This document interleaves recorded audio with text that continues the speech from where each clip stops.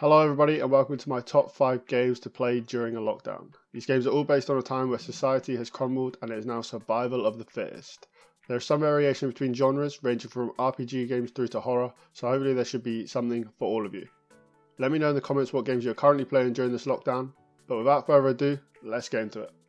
Coming up first on our list is Fallout New Vegas. The Fallout series actually began in 1997, but it wasn't until 2008 with the release of Fallout 3 that the series became a household name. Fallout 3 captured the hearts of gamers and went on to win numerous game awards, becoming one of the best-selling games of its generation. This isn't to say that Fallout 1 and 2 weren't popular, they were, but they weren't as big a hit universally as Fallout 3, and this can be mostly attributed to increased popularity in gaming itself, and also more specifically to the growing popularity of RPGs. Although Fallout has more recently taken a dive due to the poor release of Fallout 76, we would be wrong to forget what was arguably one of the greatest RPGs and sequels of all time, Fallout New Vegas. You could probably hazard a guess as to where this game might be set, and you would be correct if you said the sunny state of Nevada in a city formerly known as Las Vegas. The scene is set around 4 years after the events of Fallout 3 and around 200 years after the Great War of 2077. For those unfamiliar with Fallout, the Great War was a global thermonuclear war which wiped out most of the nations of the world and led to the collapse of society as we know it. The main character in New Vegas is known as the Courier. At the beginning of the game you are ambushed and robbed of a mysterious item which was supposed to be delivered to a beneficiary in the city. The game centers around you tracking down the man who ambushed you and retrieving the package. As the game begins, you discover that there are three major forces at play, all seeking to gain control over New Vegas and its surrounding areas. Caesar's Legion, Mr. House, and the new California Republic (NCR), who also featured in Fallout 2, have now expanded to the East Coast. As to be expected with the collapse in society, there are also several smaller factions you need to be wary of as you roam the lands. As with any role-playing game, during a quest you will need to make decisions which will affect how the story plays out. As you encounter different groups of people, you can either choose to assist or ignore them. You can even go as far to sabotage their plans. Whatever you choose will result in positive or negative karma with that group. Too much negative karma and you'll be seen as an evil character. And on the flip side, you could also be a good character. But that's not as fun.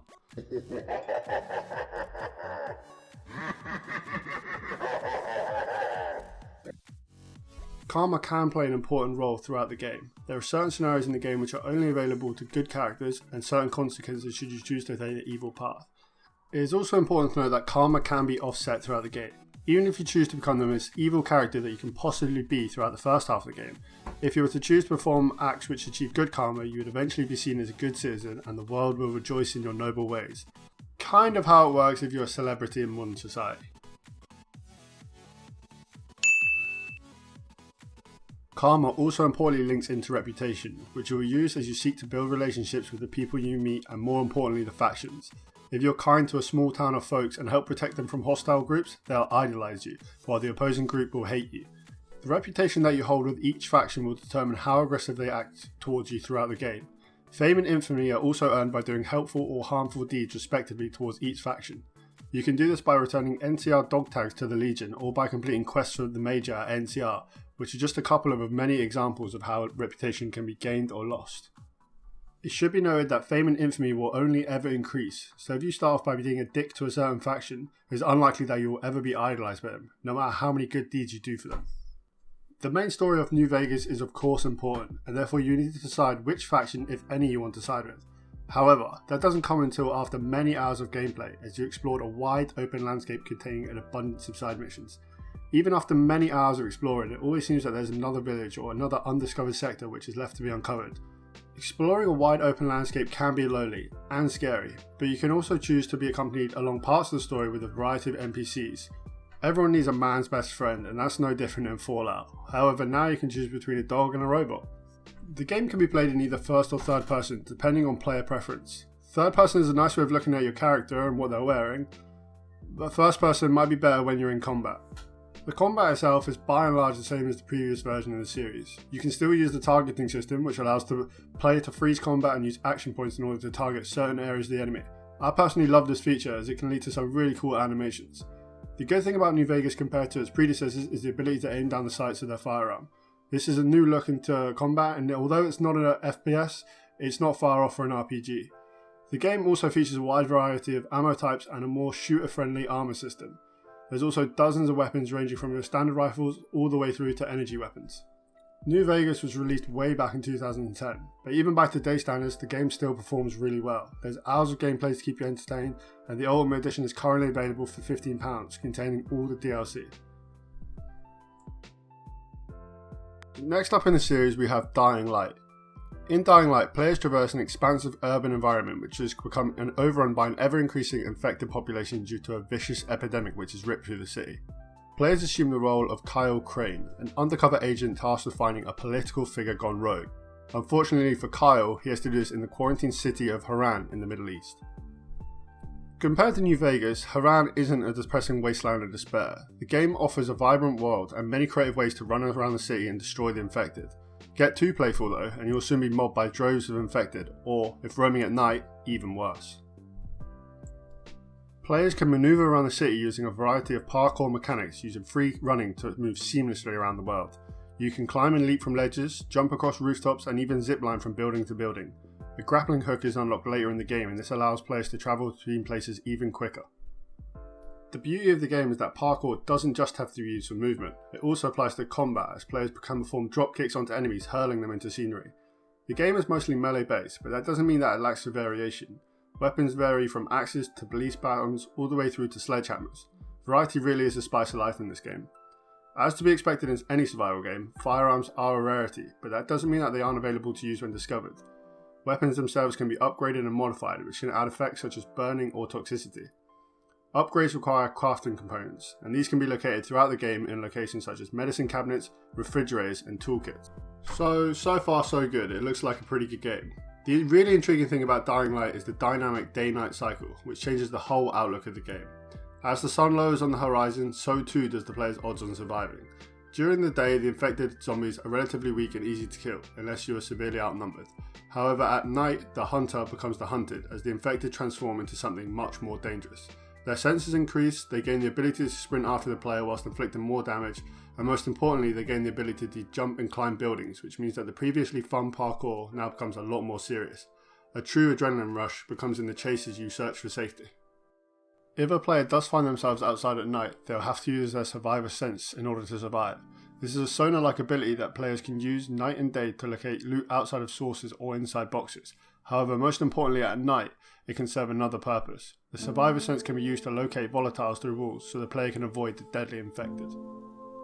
Dying Light also offers online multiplayer, which offers several different fun game modes. You can team up with friends in co-op mode, where you can run around the open world of the game completing missions, side missions, and even challenges.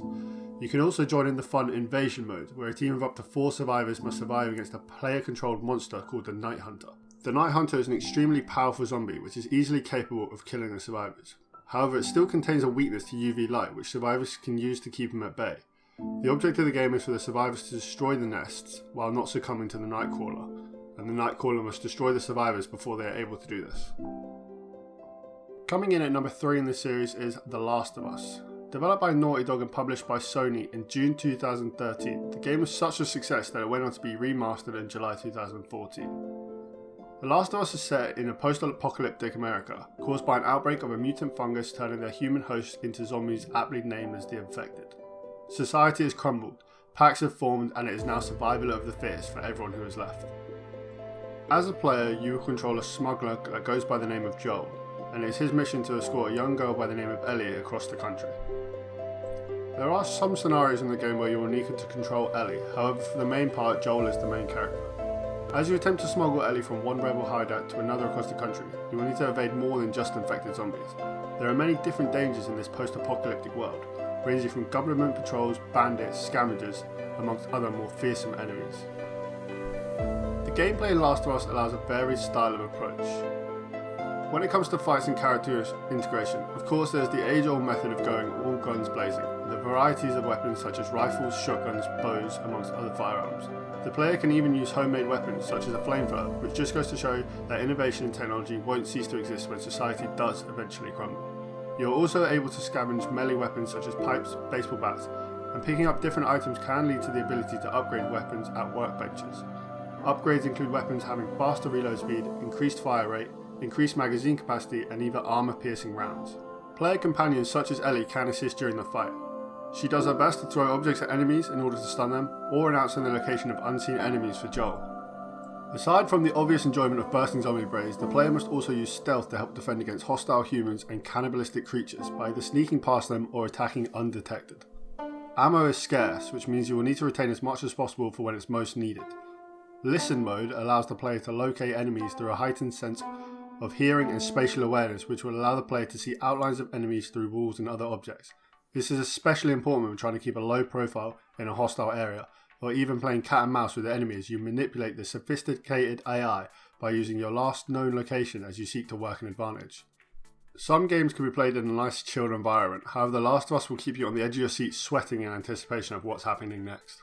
Wide multi-leveled environments encourage and reward creative plays at every turn. All of Joel's tools have great versatility, able to be used directly or more cleverly from misdirection. The real beauty of The Last of Us Remastered, and the reason it is rated the third highest PS4 game by Metacritic, is the characters and how they fit into the story. It feels weird to talk about, but the characters are almost unlikable, brutal, and for the most part inhumane. The game truly encapsulates the human will to survive, doing whatever it takes to progress and the need to be alert at all times. This is done by a mixture of brutal fight scenes along with some slower paced scenes. In these quieter sections, be they meandering environmental puzzles in which Joel finds ways for the less capable Ellie to progress, or simply the lengthy treks across the urban wilderness of society long since collapsed, the immense quality of the game's writing and performance really shines. Moving on to our penultimate game in the series, we have The Division 2. Now, the first Division game was released in early 2016 and received generally good feedback from critics, but failed to blow anyone out of the water. Simply put, it was a good first-person shooter but lacked the variety and innovation that a AAA game requires to feature high up in the gaming community. That led to people wondering how Massive Entertainment and Ubisoft would fare when releasing the sequel to the series.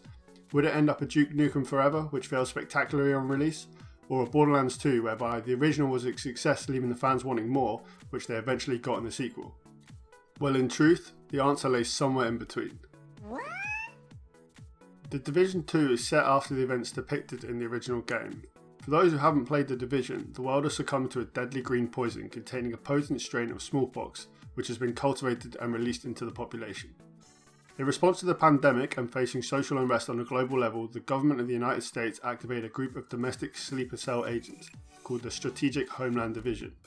It is your job as a member of the division to preserve order in society. You find yourself located in a section of Washington DC, with the threat of a coup threatening to take over the capital and be thrown into the hands of tyrants. The game is an open world masterpiece showcasing a one-to-one scale, which, although I haven't, must be especially cool if you have some knowledge of the city. There is also a beautiful day-night cycle with a variety of weather conditions which extends a healthy sense of realism to the player.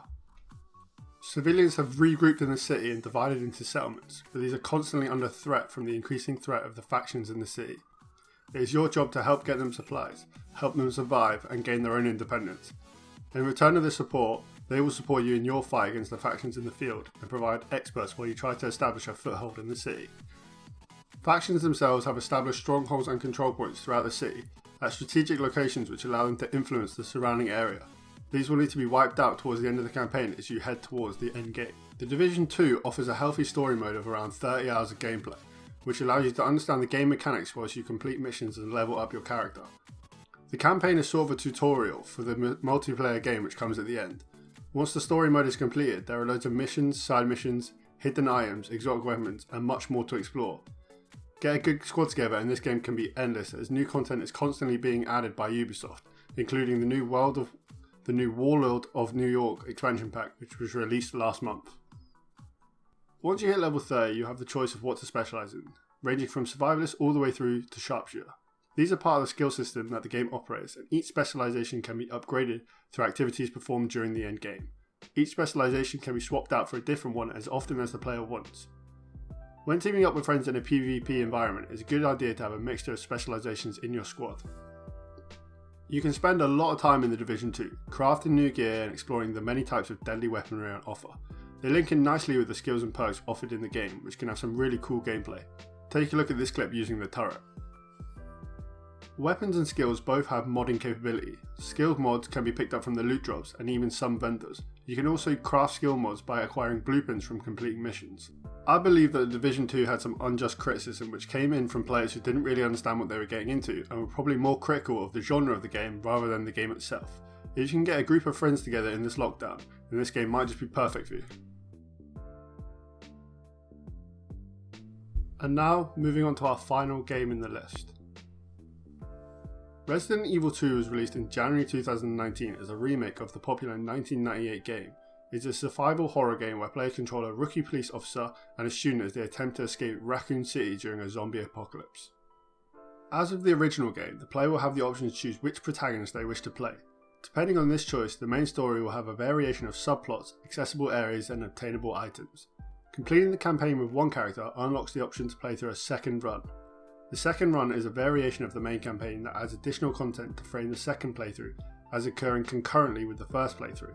For example, the protagonist in second run will enter the police station from a different entrance and find several doors already unlocked by the protagonist from the first playthrough. Completing second run is also required to experience the true ending of the main campaign. This shouldn't be an issue for the player though, as you'll most likely want to play this game several times. Raccoon City itself is made up of 3 large areas, and much of the game takes place in a vast police station.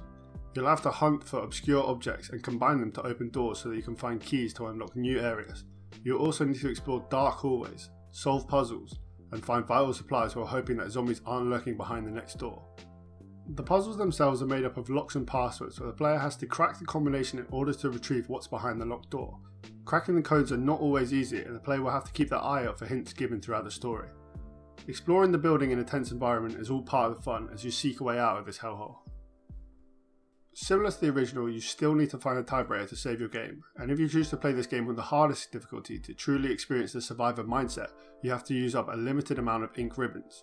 Make sure you use them wisely. As with any survivor game, you always feel like you're on the edge of crumbling. Controls allow zombies' heads to be blown off with ease, but you never feel quite in control of the situation. Some would say this is to be expected in a zombie-infested city, but that's something not always developers are able to obtain. Having a limited supply of ammunition and health supplies means one wrong step or misfire could lead you to destruction very quickly. The fact that the game plays so effortlessly makes it all the more stressful when you can't find a single bullet anywhere. Players will have the pleasure of meeting a mixture of good-looking bosses throughout the game. Staying out of arm's reach whilst consistently dealing damage is just as important as managing your ammo. Like with the original game, the remake does a fantastic job of building up William through his G-stage fights. That's a lot to repeat a boss, but each stage is a completely new encounter with its own gimmick and challenge. To go along with William, you have the super tyrant known as Mr. X, who is constantly stalking the player throughout the game, making even the most simple challenges difficult. Capcom has delivered with this game and is a must-buy even if you aren't familiar with the series.